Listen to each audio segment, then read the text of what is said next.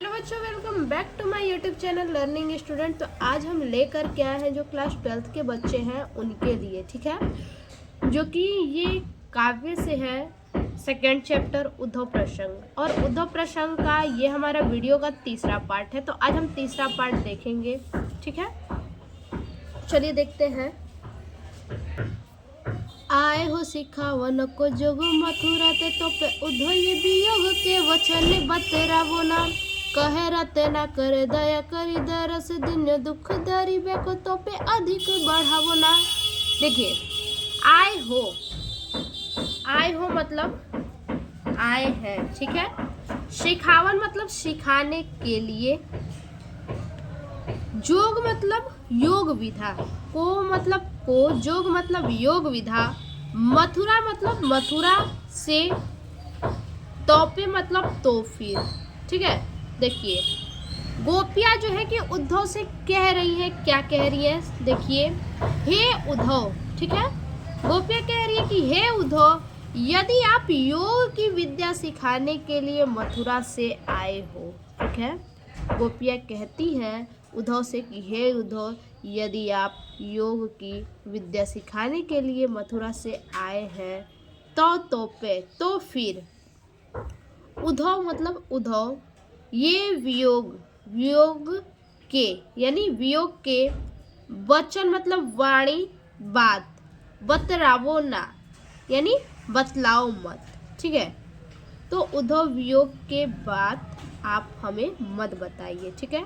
गोपियाँ कहती हैं उद्धव से कि हे उद्धव, यदि आप योग की विद्या सिखाने के लिए मथुरा से आए हैं तो फिर वियोग की बात, ठीक है, श्री कृष्ण हमसे न मिले इस वियोग की बात आप हमें मत बतलाइए।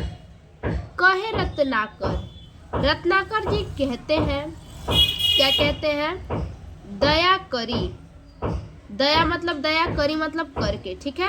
दया करके दरस दिन्यो मतलब दर्शन दिया, दुख मतलब दुख, गरीबों को मतलब नष्ट के लिए, तोपे मतलब तो की, अधिक बढ़ावो ना, अधिक मत बढ़ाओ। गोपियाँ कहती हैं, ठीक है, रत्नाकर जी कहते हैं कि गोपियाँ जो है वो उद्धव से कहती हैं कि हे उद्धव, ठीक है। गोपियाँ उद्धव से कहती हैं, ऐसा रत्नाकर जी बता रहे हैं कि गोपियाँ उद्धव से कहती हैं कि हे उद्धव, ठीक है, दया करी दरस दिन्यो, हे उद्धव, आपने हमारे दुख को नष्ट करने के लिए, ठीक है, दुख को नष्ट करने के लिए, दुख दरिबे को यानी दुख को नष्ट करने के लिए दया करके दरस दिन्यो दर्शन दिया है, तो अधिक बढ़ावो ना, तो फिर हमारे दुख को मत बढ़ाइए। रत्नाकर जी कहते हैं कि गोपियाँ ऐसा कह रही हैं उद्धव से कि हे उद्धव, आपने हमारे दुख को नष्ट करने के लिए, ठीक है, आपने हमारे दुख को नष्ट करने के लिए, दुख दरिबे को, दुख को नष्ट करने के लिए दया करी दरस दिन्यो, दया करके दर्शन दिया है, तो फिर हमारे दुख को अधिक मत बढ़ाइए। टूटकुट है वे मन मुकुर हमारो है, चुकी हूँ कठोर बैन पहान चलावो ना। एक मन मोहन तो बसी के उजारे वही, हिया में अनेक मन मोहन बसावो ना। देखिए, टुक टुक यानी टुक टुक का मतलब टुकड़े टुकड़े, वह है मतलब जो दर्पण रूपी हृदय है उसको बोला है, ठीक है। वह मतलब हो जाएंगे, टुकड़े टुकड़े हो जाने में, मन मुकुर यानी मन दर्पण रूपी हृदय, ठीक है। हमारो हाय, हमारो मतलब हमारे, ठीक है। देखिए, हे उद्धव, हमारे मन के टुकड़े टुकड़े हो जाएंगे, ठीक है। जो हृदय रूपी दर्पण है उसके लिए गोपियाँ कह रही हैं कि जो गोपियों का हृदय रूपी दर्पण है उसके लिए कह रही हैं गोपियाँ कि हे उद्धव, हमें जो है कि दुख की बात न बताइए, नहीं तो क्या है, हमारे मन टुकड़े टुकड़े हो जाएंगे। चूकी हूँ मतलब भूल करके। कठोर बैन पाहन, कठोर मतलब कठोर, बैन मतलब वाणी, पाहन मतलब पत्थर। चलावो ना मत चलाइए, ठीक है। देखिए गोपियाँ कह रही हैं कि हे उद्धव, आप हमें जो है कि हमारे मन के टुकड़े टुकड़े हो जाएंगे, आप हमें दुख की बात मत बताइए, ठीक है, नहीं तो हमारे मन के टुकड़े टुकड़े हो जाएंगे। भूल कर भी वाणी रूपी कठोर पत्थर हम पर मत चलाइए, ठीक है। एक मनमोहन, एक मनमोहन मतलब मन रूपी दर्पण, तो बसी के मतलब वो भी बस गया था। उजार्यो मतलब उजाड़ दिया, मोही मतलब मुझे, ठीक है। देखिए जब तक एक अकेला मन रूपी दर्पण था, गोपियाँ कह रही हैं कि जब तक अकेला मन रूपी दर्पण था, ठीक है, जब तक एक अकेला मन रूपी दर्पण था वो भी मन में बस गया था। कौन बस गया था? यानी श्री कृष्ण के लिए कहा गया है कि एक मनमोहन था, मनमोहन यानी कृष्ण थे, वो भी क्या है, मन में बस गए हैं और वो भी मुझे उजाड़ दिए हैं, ठीक है। उजाड़ियो मोही, वो भी मुझे उजाड़ दिए हैं। हिय में अनेक मनमोहन बस्यो ना, ठीक है, यानी दर्पण रूपी हृदय में पत्थर चलाने पर अनेक खंड में बट जाएंगे, ठीक है। दर्पण रूपी जो हृदय है उसमें अगर पत्थर चलाया जाए तो क्या है, अनेक खंडों में बट जाएंगे हृदय। इसलिए ही हमें अनेक मनमोहन बसावे ना, मेरे हृदय में अनेक मनमोहन मत बसाइए। इसलिए हे उद्धव, हमारे मन में अनेक मनमोहन को मत बसाइए। तो चलिए इसका जो है कि एक बार हैंड रिटन नोट्स देख लेते हैं कि किस प्रकार से लिखेंगे, ठीक है। देखिए संदर्भ लिखेंगे, प्रस्तुत पद्यांश हमारी पाठ्य पुस्तक हिंदी के काव्य खंड में संकलित जगन्नाथ दास रत्नाकर द्वारा रचित उद्धव प्रसंग से लिया गया है, ठीक है। अब इसके बाद व्याख्या देख लीजिए। व्याख्या है, गोपियाँ उद्धव से कहती हैं कि हे उद्धव, आप योग की विद्या सिखाने के लिए मथुरा से आए हो, कृपया वियोग की बातें हमें मत बताइए। गोपियाँ कहती हैं कि हे उद्धव, आपने हमारे दुख नष्ट करने के लिए दया करके दर्शन दिया है, परंतु हे उद्धव, भगवान श्री कृष्ण के न आने का उद्देश्य देकर आप हमारे दुख को न बढ़ाइए, नहीं तो हमारे मन रूपी दर्पण के टुकड़े टुकड़े हो जाएंगे। इसलिए भूल कर भी वाणी रूपी कठोर पत्थर हम पर मत चलाइए। जब तक एक अकेला मन रूपी दर्पण था वो भी हमारे मन में बस गया था और वो भी मुझे उजाड़ दिया। इस दर्पण रूपी हृदय में पत्थर चलाने पर अनेक खंड में बट जाएगा, इसलिए मेरे हृदय में अनेक मनमोहन मत बनाइए, ठीक है, मत बसाइए। तो ये हमारा हो गया जो है कि हैंड रिटन नोट्स, जो व्याख्या है आपका, ठीक है। तो अब चलते हैं अगले पद्य पे। चलिए अब 7वां पद्य देखते हैं, ठीक है। उधय सुधो संदेश कही दीजो, एक जानती अनेक न विवेक ब्रज बारी है, कहे रत न कर असीम रावरी, तो क्षमा क्षमत कहाँ लो अपराध की हमारी है। देखिए उधो यहे, उधो मतलब हे उधो, यह मतलब यह, सुधो, सुधो मतलब सीधा, सौ मतलब सा, संदेशा मतलब संदेश, कही मतलब कहा, दीजो एक मतलब, दीजो मतलब देना, एक मतलब एक, ठीक है। देखिए गोपियाँ उद्धव से कहती हैं, क्या कहती हैं, हे उद्धव, ठीक है। गोपियाँ उद्धव से कहती है कि हे उद्धव, हमारा एक सीधा सा संदेश कह देना, ठीक है। सुधो मतलब सीधा, सा मतलब सा, संदेश कही दीजो यानी संदेश कह देना एक, हमारा एक सीधा सा संदेश कह देना श्री कृष्ण से। ठीक है, हे उद्धव हमारा एक सीधा सा संदेश श्री कृष्ण से कह देना। जानती मतलब जानती है, अनेका मतलब अनेकों, न मतलब नहीं, विवेक मतलब बुद्धि, ब्रज बारी मतलब ब्रज की बालाएं। ठीक है, देखिए गोपियाँ कहती हैं कि हे उद्धव, गोपियाँ कहती हैं कि हे उद्धव ब्रज की बालाएं अनेक बुद्धि नहीं जानती हैं। ठीक है, फिर से देखिए गोपियाँ कहती हैं कि हे उद्धव हमारा एक सीधा सा संदेश श्री कृष्ण से कह देना। ठीक है, उद्धव जी वापस जा रहे हैं तो उन्हीं को गोपियाँ कह रही है कि हे उद्धव हमारा एक सीधा सा संदेश श्री कृष्ण से कह देना कि ब्रज बालाएं अनेक बुद्धि नहीं जानती हैं।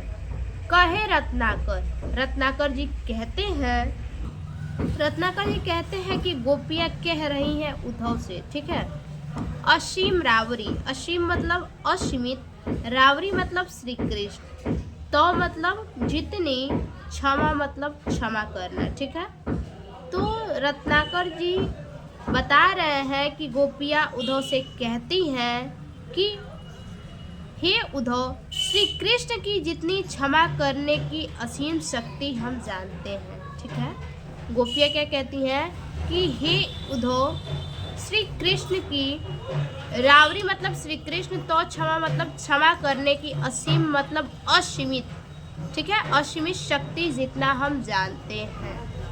हे उद्धव श्री कृष्ण की क्षमा करने की असीम शक्ति हम जितना जानते हैं। क्षमता कहाँ, क्षमता कहाँ मतलब क्षमता कहाँ है।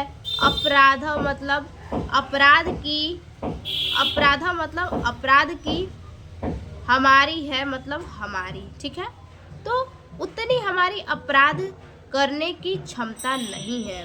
श्री कृष्ण जितना क्षमा करने, श्री कृष्ण में जितनी क्षमा करने की असीम शक्ति है, हमारी अपराध करने की उतनी क्षमता नहीं है। दीजे, दीजे मतलब और, ताजन मतलब दीजिए, दीजिए और ताजन, दीजिए और दंड। ठीक है, दीजिए मतलब दीजिए, ताजन मतलब दंड। समय मतलब सभी, जो मतलब जो, मन भावों पर यानी मन के आए। ठीक है, देखिए श्री कृष्ण से उद्धव से कहती हैं गोपियाँ कि श्री कृष्ण से कह देना उनके मन में जो आए वो सजा हमें दे सकते हैं। गोपियाँ कहती हैं उद्धव से कि आप श्री कृष्ण से कह दीजिएगा कि उनको जो समझ में आए वो हमें सजा दे सकते हैं। ठीक है, कीजिए न दरस रस, कीजिए मतलब कीजिए, न मतलब नहीं, दरस रस यानी दर्शन रूप रस। ठीक है, दर्शन रूपी रस।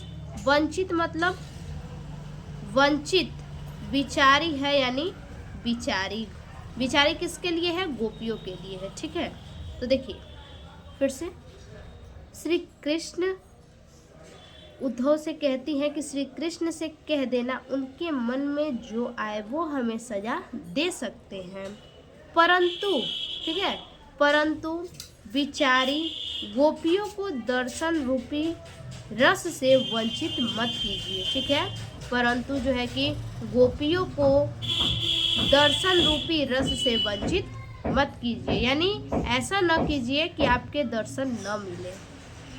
भली हैं बुरी हैं, गोपियाँ कहती हैं कि वो अच्छी हैं, बुरी हैं और सलज्ज, सलज्ज यानी लज्जा युक्त है, निर्लज्ज हूँ है या फिर लज्जाहीन है। गोपियाँ कहती हैं कि वो भले ही अच्छी है, बुरी है, लज्जा युक्त है या फिर लज्जाहीन है। जो कहे सो है, यानी जो वो कहे वही है। पै मतलब पर, परचारिका यानी सेविका, तिहारी है, श्री कृष्ण की है। गोपियाँ अच्छी हैं, बुरी हैं, लज्जा युक्त है या फिर निर्लज्ज है यानी लज्जाहीन है। जो कहे वो है, परंतु सेविका श्री कृष्ण की ही है। ठीक है। तो अब इसका हम हैंड रिटन नोट्स देखते हैं। देखिए इस प्रकार से हम लिख लेंगे, ठीक है। और संदर्भ हमारा वही रहेगा जो पहले हमने दिखाया आपको, ठीक है, बताया। व्याख्या है, गोपियाँ उद्धव से कह रही हैं कि वे कृष्ण से हमारा यह सीधा सा संदेश कह दे, ठीक है। गोपियाँ उद्धव से कह रही हैं कि उद्धव जो है कि कृष्ण से हमारा यह सीधा सा संदेश कह दे कि ब्रज बालाएं अनेक बुद्धि नहीं जानती हैं, यानी छल कपट नहीं जानती हैं। रत्नाकर जी कहते हैं कि गोपियाँ कृष्ण की जितनी क्षमा करने की असीम शक्ति को जानती हैं, इसलिए कहती हैं उतनी हमारी अपराध करने की क्षमता नहीं है। गोपियाँ कहती हैं कि हे उद्धव, श्री कृष्ण से कह देना कि हमने कोई अपराध नहीं किया है, ठीक है। हे उद्धव, श्री कृष्ण से कह देना कि हमने कोई भी अपराध नहीं किया है, परंतु उनके मन में जो आए वो सजा हमें दे सकते हैं, परंतु गोपियों को दर्शन रूपी रस से वंचित मत कीजिए, ठीक है। आगे गोपियाँ कह रही हैं कि हम अच्छे हैं, बुरे हैं, लज्जा युक्त हैं या लज्जाहीन हैं, हम कैसे भी हैं लेकिन उनकी सेविका है। किनकी सेविका? तो कृष्ण की, श्री कृष्ण की सेविका है, ठीक है। तो ये हो गया हमारा व्याख्या। आगे देखते हैं। देखिए अगला 8 नंबर, धाई जित तित बिदाई है ते उद्धव की गोपी भरी आरती संभारती न सासुरी कहे रत्ना कर मयूर पछ कौलिए को गुज अंजलि उमा है प्रेम आसुरी भाव भरी को लिए रुचिर सजाव दही को मही मंजू दाबी दल कति पासुरी पित पट नंद जसुमती नवी नवनित नायक कीर्ति कुमारी सुर बारी दई बासुरी, ठीक है। देखिए धाई जीत, धाई मतलब दौड़ती है, जीत तीत मतलब यहाँ वहाँ, तय मतलब गोपियाँ, विदाई हेत, विदाई हेत मतलब विदाई के लिए, उद्धव की, ठीक है, उद्धव की विदाई के लिए गोपियाँ इधर उधर दौड़ती है, ठीक है। उद्धव की जब विदाई हो रही थी तो गोपियाँ क्या हो रही थी कि व्याकुल होकर इधर उधर दौड़ रही थी। गोपी भरी, गोपी मतलब गोपियाँ, भरी मतलब भरी हुई थी, आरती मतलब दुखी से, संभारती मतलब संभालना, न मतलब नहीं, सासुरी मतलब सास, ठीक है। तो गोपियाँ जो है दुख से भरी हुई थी और सांस भी नहीं ले पा रही थी, ठीक है। गोपियाँ दुख से भरी हुई थी और सांस भी नहीं ले पा रही थी। कहे रत्नाकर, रत्नाकर जी कहते हैं मयूर पक्ष को लिए कि कोई गोपी, ठीक है, रत्नाकर जी कहते हैं कि कोई गोपी जो है कि मयूर के पंख लाई है। रत्नाकर जी कहते हैं कि गोपियाँ जो है कि श्री कृष्ण को देने के लिए कोई मोर के पंख लाई हैं कोई गोपियाँ, ठीक है। और कोई गोपियाँ कौन गुज अंजलि, और कोई गोपियाँ गुज अंजलि, गुज अंजलि मतलब घुंघची की माला, गुज अंजलि का मतलब होता है घुंघची की माला। उमाहे प्रेम आसुरी, उमाहे प्रेम आसुरी मतलब आंखों में प्रेम के आंसू, ठीक है। तो रत्नाकर जी कहते हैं कि श्री कृष्ण को देने के लिए कोई गोपियाँ मोर के पंख लाती हैं और कोई जो है कि आँखों में प्रेम के आंसू लिए हुए घुंघची की माला ले आई हैं, ठीक है। भाव भारी, भाव भारी मतलब भाव से युक्त होकर, को मतलब कोई, लिए रुचिर, लिए रुचिर मतलब सुंदर, सजाओ दही मतलब सजाओ दही, जो बिल्कुल मोटे परत के मलाई वाला जो दही होता है उसी को क्या कहते हैं, सजाओ दही, बिल्कुल जमा हुआ जो दही होता है, ठीक है। तो देखिए भाव से युक्त होकर, ठीक है, भाव से युक्त होकर कोई गोपियाँ जो है कि सुंदर सजाओ दही ले आ रही हैं, ठीक है। भाव से युक्त होकर कोई गोपियाँ जो है कि सुंदर सजाओ दही ला रही हैं। और कोई गोपियाँ, को मही, मही मतलब मट्ठा, मंजू मतलब सुंदर, दाबी मतलब दबाकर, दलकती मतलब धड़कती हुई, पासुरी मतलब छाती को। ठीक है, तो कोई गोपियाँ जो है कि धड़कती हुई छाती को दबाकर सुंदर मट्ठा ले आ रही हैं। पीतपट, पीतपट मतलब पीला कपड़ा, नंद मतलब नंद बाबा। ठीक है, नंद बाबा जो है कि पीला कपड़ा, और जसुमती मतलब यशोधा, यशोधा जो है कि नवनीत नयो, नवनीत नयो मतलब कि नया और ताजा मक्खन। ठीक है, नंद बाबा पीला वस्त्र और यशोधा जी नया जो है कि मक्खन, नया ताजा मक्खन, और कीर्ति कुमारी, कीर्ति कुमारी मतलब राधा, और राधा जो है कि सूरबारी, सूरबारी मतलब सुरीली स्वर वाली, दई मतलब देती हैं, बांसुरी मतलब बांसुरी, और राधा जी जो है कि सुरीली स्वर वाली बांसुरी देती हैं। ठीक है, फिर से देखिए, नंद बाबा पीला वस्त्र, यशोदा जी नया ताजा मक्खन, और राधा जो है कि सुरीली स्वर वाली बांसुरी देती है। ठीक है, तो अब इसका हम हैंड रिटन नोट्स देख लेते हैं। देखिए, जो हमारा संदर्भ होगा वही होगा। ठीक है, इसलिए हमने पूर्ववत लिख दिया। अब इसकी व्याख्या देख लेते हैं क्या होगा। व्याख्या है, जब उद्धव की विदाई हो रही थी तो गोपियाँ यहाँ वहाँ दौड़ रही थी। ठीक है, जब उद्धव की विदाई हो रही थी तो गोपियाँ क्या हो रही थी, व्याकुलता के मारे इधर उधर दौड़ रही थी।